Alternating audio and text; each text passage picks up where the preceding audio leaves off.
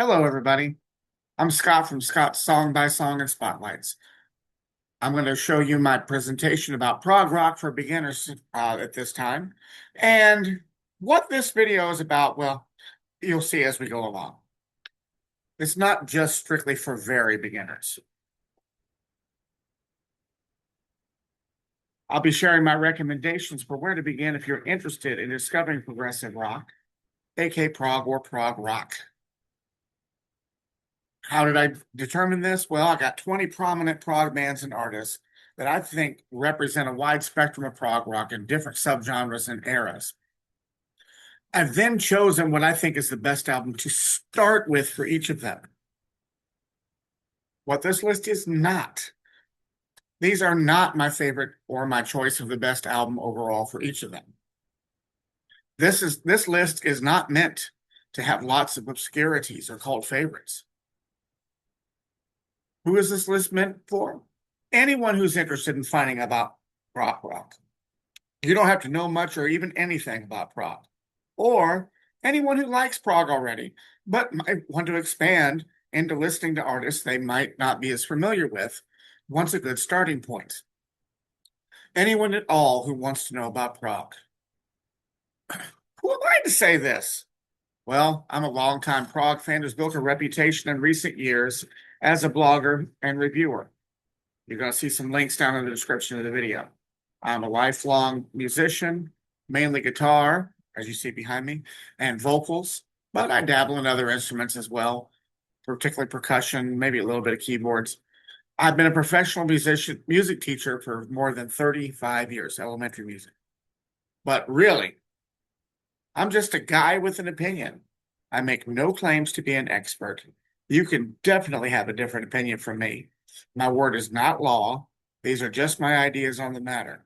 As such, I'm using my own admittedly broad definition of what constitutes prog, and I really do have a broad one. Now, as to the question you might have as you're watching, why don't we have any song samples actually in the video? Well, one word, it's copyright. Unfortunately, if I put actual song clips on this video, and I'd love to do that, causes issues for me almost immediately. Most, if not all, of my recommendations, however, can be readily found on YouTube and or your preferred streaming service like Apple Music, Spotify, Deezer, Amazon Music, whatever it is you like. You probably find just about anything that I'm going to talk about out there some kind of way. The copyright issues, it'll either demonetize me or strike the video down altogether. And just, we're just going to talk about it here and you can look it up if you're interested. Now, my first recommendation will probably be a few upset of some of the prog holes out there, real prog purists who just, only have a very narrow definition of what prog is. But if you really have no clue as to what prog is, I think this is a great place to start. Now, the way I kind of envisioned this as I was putting it together is if you start at recommendation one, especially for those who know nothing about prog and just want to know, start at number one and work your way through the 20 in order. They're going to become, I think, more and more progressive, so to speak, as we go, more complex, maybe a little bit harder listens. But that said, even the hardest ones on here are some of the easiest ones from that artist. So you will see as we go along. But this one's going to ruffle a few feathers, I'm sure. Number one, the Asia self-titled debut album from '82.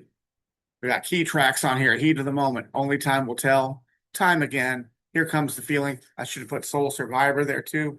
Just the whole album is just fantastic. And if you don't know, it's got Steve Howe from Yes, Jeff Downs, who had been in Yes and the Buggles, John Wetton on lead vocals and bass from King Crimson Family, Uriah Heep, other bands he was in UK, and Carl Palmer of Emerson, Lake and Palmer fame on drums. So these are all prog veterans. But the form of prog that they do on this album, and I do think it's prog. I know some people are going to be upset with me saying that, but I do think it is. The thing about it is, it's just more compact. It's just tighter, maybe blended a bit of hybrid with, AOR rock, but there's a lot of prog on there. And if you like this, it'll be easier for you to kind of expand to the next steps here. And the first few bands on here are going to be pretty accessible. They got a lot of radio airplay and things like that. And as the further we get, the a little more crazy it gets, but in a good way. Second recommendation, ELO, Face the Music from 1975. We've got Fire on High, Evil Woman, Strange Magic, among many others on this great album. Those are probably the best known three. Fire on High is the intro. It's an instrumental piece, very, very prog. It's got a backwards recorded spoken word vocal at the beginning of it as a reaction where they were accused of having backwards messages on their previous album. And it says the music is reversible, turn back, if you were to play it the right way around. Number 3, Alan Parsons Project, Turn of a Friendly Card from 1980. Now, some people would say, hey, start with the Tales of Mystery and Imagination from Edgar Allan Poe, the first APP album from back in the mid-70s. It's got the Raven on it. That's great. It's a great, great album, definitely. But I think to start with, this is a really good one here. It's got some very familiar tunes, especially the song Games People Play, Maybe Time, you might recognize. And then there's the Turn of a Friendly Card Suite. Now, it's the first suite I've talked about on this video, and that's going to become a recurring theme, or what we call epics sometimes. But this one's in 5 separate tracks. It's like 5 songs that all run together and are on the same theme that fit together. It starts with the 2 parts, or the first part of the 2-part Turn of a Friendly Card song, and it closes with that, and it's got 3 songs in the middle. So a good Alan Parsons Project album. And of course, he helped produce Dark Side of the Moon, which we're going to talk about soon enough. Next up, we got Supertramp. Number 4 is Crime of the Century from 74. This is a pretty familiar album to some people. Bloody Well Right on the radio, pretty frequently in classic rock radio. And also Dreamer, which I didn't list here. But we have Asylum, Rudy, and Crime of the Century, more prog kind of tunes. Especially that title track. Man, I love that song. It's just great. Great album all around. Next. Now, this is one that I doubt anybody would argue. Well, I take that back. I have seen people argue that Kansas is a prog band, but not very many people would argue whether Kansas is a prog band. The first 4, you probably get some argument with some people, but Prog Archives and other sources all include them. I think they are. So take what you will out of that. But anyway, most people are going to know Carry On Wayward Son for sure. It's all over everything. Supernatural TV show. One of the biggest played songs on classic rock radio ever. But we also have a lot of other great tracks. It's a whole album, it's a start to finish killer album. The Wall, Miracles Out of Nowhere, and Magnum Opus. Now that Wall has nothing to do with Pink Floyd. Excuse me. Number 6, Moving Pictures from 1981 by Rush. Another one that's got just tons, just deep with well-known songs. Tom Sawyer, Red Barchetta, YYZ, Limelight.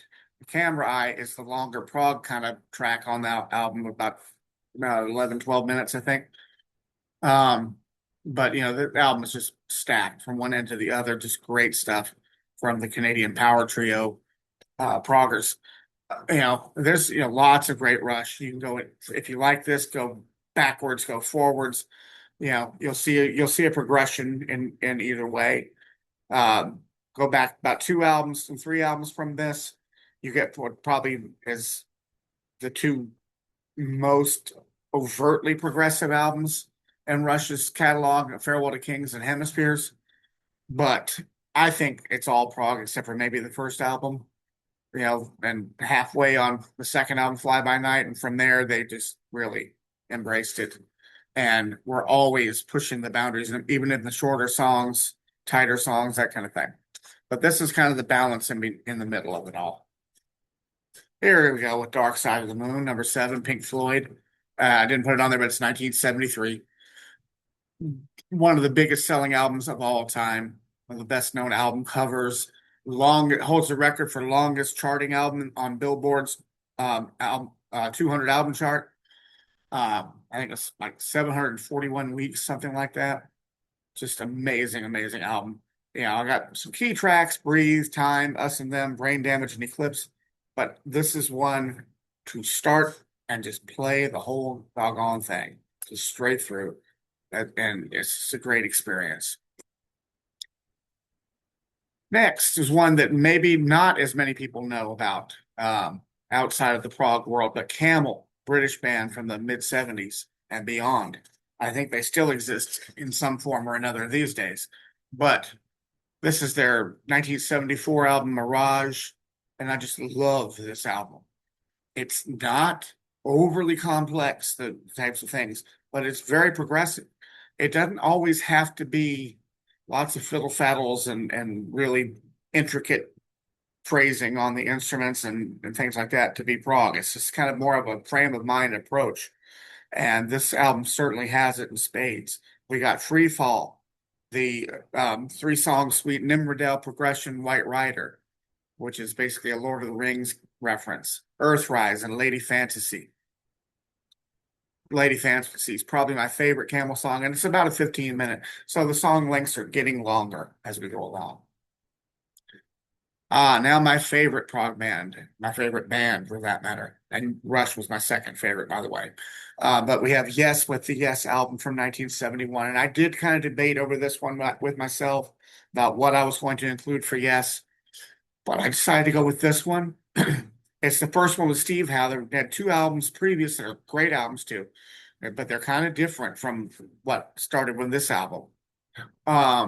With the guitarist Peter Banks, and they had a difference, and he ended up out. Excuse me. By the way, I'm shooting this video as though it's live. I'm not gonna, overly edit this. It's just gonna be is what it is, and I hope you enjoy this approach to it. Anyway, Steve Howe started playing guitar on this one, and they started really going to the longer form prog tracks. The four tracks listed are all in the 10-minute range, give or take a minute or two. Yours Is No Disgrace, Starship Trooper, I've Seen All Good People, and Perpetual Change. Just stone cold prog classics. In between, we've got Steve Howe's acoustic ragtime guitar solo, Clap, and a venture on side two between Seen All Good People and Perpetual Change. A nice little short track, but just a great album. And then if you want to expand from there, go on, just keep going down the sequence for a little ways, because Rick Wakeman would join on the next album, Fragile. And he had a little busier keyboard approach than Tony Kaye had on the S album. And from there it goes to some real epic albums, Close to the Edge, Tales from Topographic Oceans, and Relayer. So those are some real challenges if you're not used to longer, extended, very highly developed tracks. So I think this is a good place to start. And then there's also their 80s phase. Some people call it Yes West, with Trevor Rabin on guitar and part-time vocals shared with John Anderson. Like 90125 is a great album too. It's got a different sound, but it's still very progressive. 10, here's my pick for Genesis, A Trick of the Tail, 76. And some people will probably complain that I didn't pick one that Peter Gabriel sings on, but I think this is a kind of a happy place to start in the middle. It's the first one that Phil Collins is the full-time lead singer, although he had sung a couple tracks on previous albums. But they're still very much in the style that they were doing when Peter Gabriel was in the band. Steve Hackett's still on guitar, so some great prog here. Dance on a Volcano, Squonk, Ripples, Trick of the Tail, among many others. And then you can go backwards or forwards, but I would not recommend going to The Lamb Lies Down on Broadway immediately. If you want to go back to some Peter Gabriel, I would say Foxtrot and Selling England by the Pound are great examples of what they did then. And then maybe go to Lamb Lies Down on Broadway. Or Trespass is the earlier album. They had a bit of a different lineup on that. Okay, getting to the second half of the list, getting more complex as we go. Emerson, Lake and Palmer. I thought about Brain Salad Surgery, but I decided to go with Trilogy to start with because a large part of Brain Salad Surgery is the Carnival 9 suite. It's more than half of the album involved in that. So let's go with Trilogy, which is the album right before it. It's great album. It starts out with the Endless Enigma Fugue suite, where there's two parts of the Endless Enigma song with fugue in the middle of them. And then from the beginning, it's probably the best known track here, Hoedown, instrumental version of Aaron Copland's orchestral classic, and Trilogy, the great prog track, title track here, 1972. This is an interesting pick, I think, for some people. Jethro Tull. But instead of Aqualung or something like that, I chose Songs from the Wood. Um, Aqualung's great. Uh, you probably hear a lot of it on the radio anyway, especially that track and Cross-Eyed Mary and Locomotive Breath. But this one, I think, shows their prog folk side that they really became known for. There's still some rock there, but it's a lot of folk kind of music integrated into the prog. You got Songs from the Wood, the title track, Jack and the Green, Cup of Wonder, The Whistler, all great songs here. Good place to start for Tull, and then you can go backwards from there, forward from there. When you get to like Thick as a Brick or Passion Play, those are just be known that those are essentially the whole album is one song on both of those titles. So that's why I started here. All right, back to the 80s now. Marillion, Script for a Jester's Tear. That's their first album. They're known as neo-prog, which was a movement in the UK in the early 80s where they're kind of bringing back prog music. Where it kind of faded in popularity for a while, and some bands came along like Marillion that really wanted to bring it back, especially influenced by Peter Gabriel era Genesis. Especially on their earlier albums where they had the singer named Fish.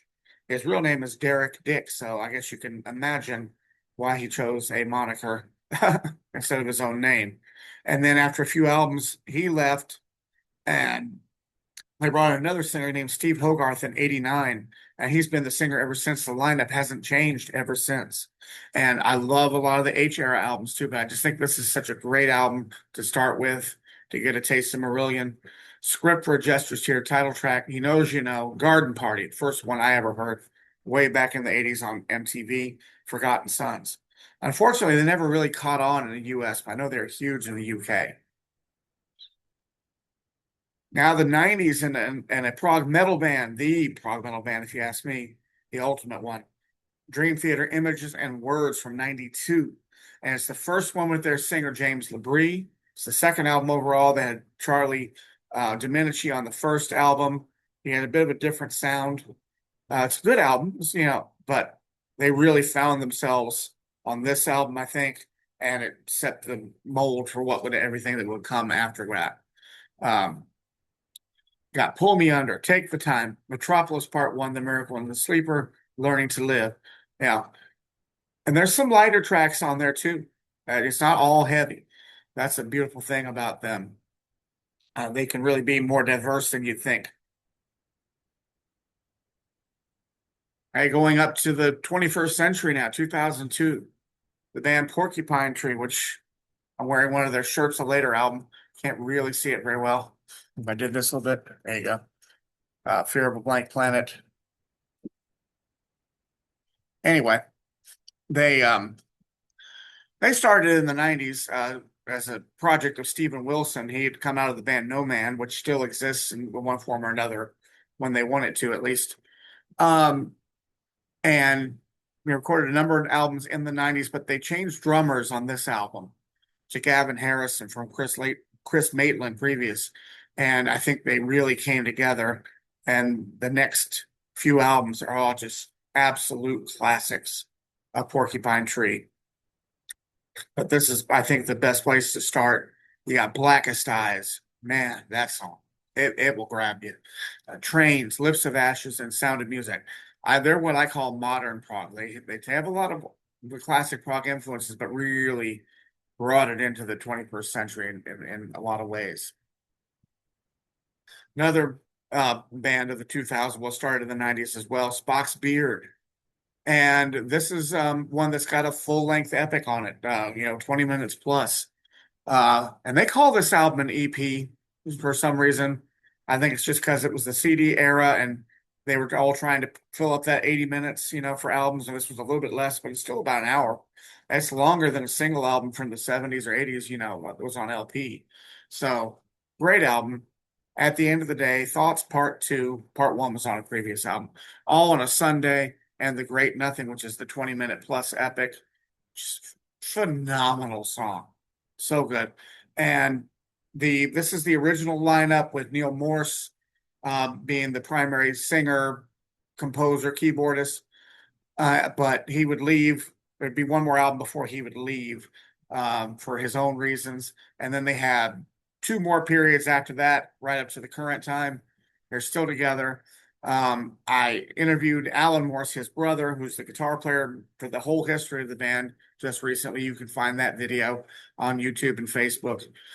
But such a great band, no matter which singer it is. The drummer, the original drummer, took over on vocals after Neil left, Nick DiVirgilio, and then he left, and they brought in Ted Leonard, and it's a little more complex than that. But you can see on my blog the spotlight on them that kind of tells the story. Another one. This one's getting bigger now. The Flower King, Stardust We Are. They're from Sweden. And so much great prog is coming from the Scandinavian countries. We'll have another one in a moment. This is a double CD, so it's a lot. But if you just want to check out the ones I've listed here first and see if you want to dig into it, then go for it. But man, In the Eyes of the World, Church of Your Heart, Surface Brimstone, Stardust We Are is another 20-minute plus epic. Just chef's kiss song. Just absolutely fantastic. Long history band. But the key front man has been there the whole time. Roy Stolt, guitar and vocals, main composer, and just such a great, long-lasting band. Very prolific, lots of double albums, lots of epics, and they really love what they do.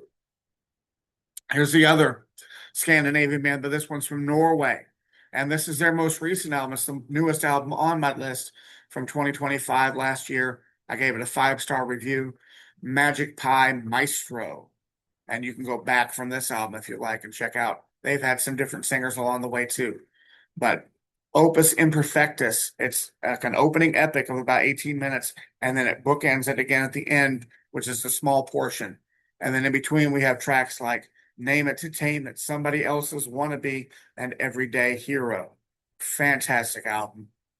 Love it. A little bit on the heavier side. Got a bit of a Deep Purple influence in it. Okay, now the last two are the biggest challenge kind of artists. And these are probably some of their least challenging albums, even though they will still challenge people, probably.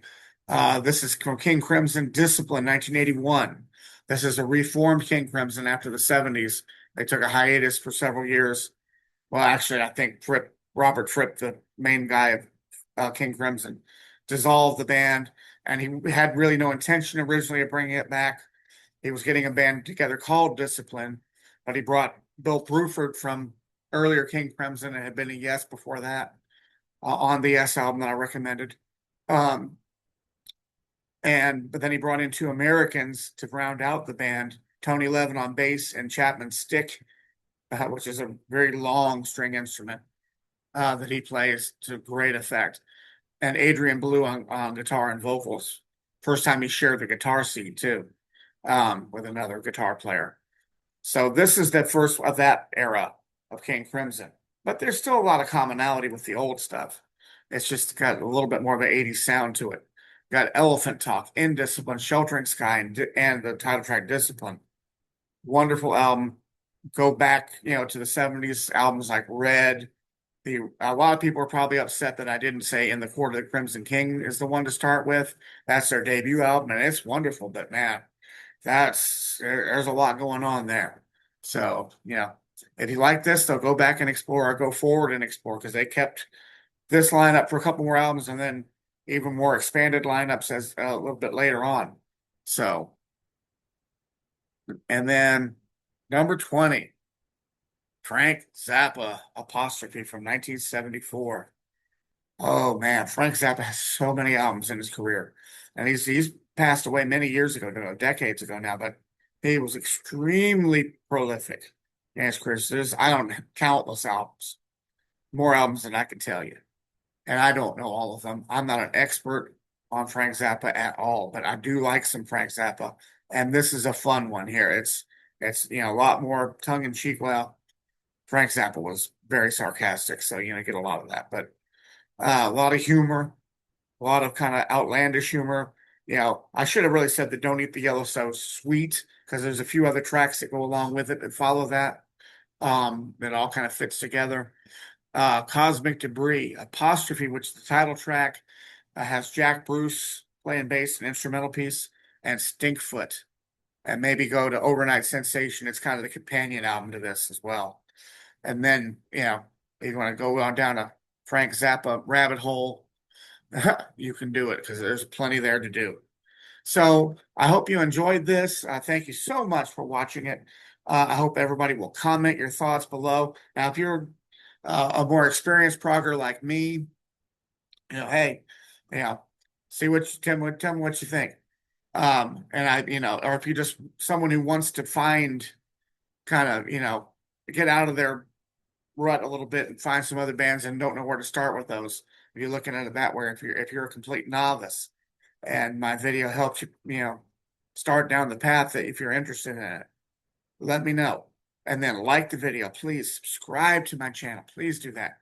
And share this video with others who you think might be interested. So if you know someone interested in prog music or, wants to find out about it, not quite sure where to start, share it along to them, see what helps them. Thank you all so, so much for watching all the way to the end. I hope you enjoyed it, and I'll have more content in the future. And I want to give credit here on the screen for the wonderful background art that I used on my slides. And I'm going to call it finished. Thank you very much.